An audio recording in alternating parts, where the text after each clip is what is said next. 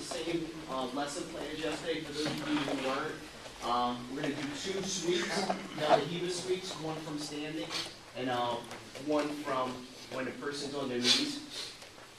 We're going to start from this spider guard position with feet right here on the hips and my grips.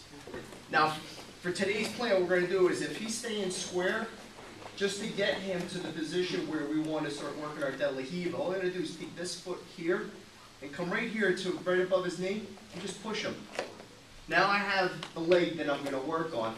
Now, a lot of guys are just going to give you this leg anyway because they want to have the knee in between your legs, so this way they can avoid arm bars, triangles, a lot of those positions, kneeling and standing.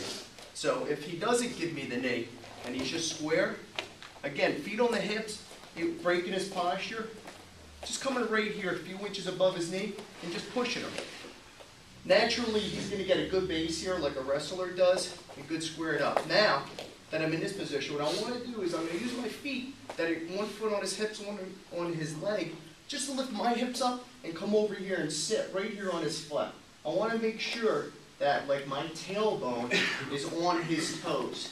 This way I know right where his foot is. Now from this position, what I'm going to do is I can release this grip now, come and grab just above his heel, right here. Now I'm going to start to work my De La Hiva hook, and right here, which is just the top of this boot, right here into his inner thigh. Now I start to have what I want. Now I'm going to put much more pressure here on this leg to really spread him out. Now, a lot of guys get caught up here. They're like, well, I can't sit up. You're kind of working against yourself. At this point, just take the De La Hiva hook out, place it on the floor.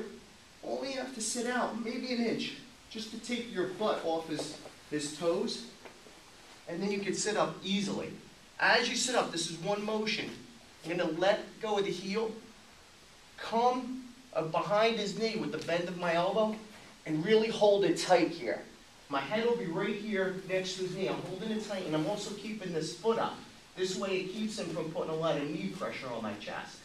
As you can see, I'm so deep with the bend of the elbow that I switch my grips right here. It's very easy to do so. My right hand feeds the lower sleeve to my left hand. Once I have that grip, I'm just going to put my palm down. I square up with him.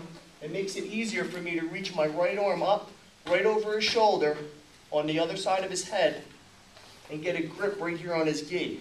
Now I'm gently, because he's got no support here on his right shoulder, I'm gently going to extend my right foot out even further, pull his hand between his legs with his shoulder. You can see I have a 2-on-1 here with his leg. He's got no base. I spread him out. I'm gentle on that shoulder because there's no support there. After he sweeps, I come right here for side control. Do it again. Okay, just feet on the hips. I have my grips. He's square with me. Going to go right above his knee. Push it out. Now I'm going to lift my hips up and make sure that I'm resting right on his foot. If I have it, now I come right above the heel. Get a good grip. My hook comes in at this point. Now I'm going to spread him out even further. I need to sit up. Foot comes on the mat. All I'm doing is taking my butt off his foot now. Sit up and hug the knee. Switch the grip. Up over the shoulder. And now here I'm going to extend him with my right foot and pull his whole arm and shoulder almost in between his leg. For the sweep. And then come right to the side control.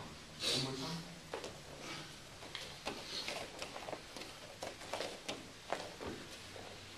Got my grips. Grip them out. Sit on the hip. Heel. Hook. Spread them out. Take it down. Sit up. Punch it through. Come up.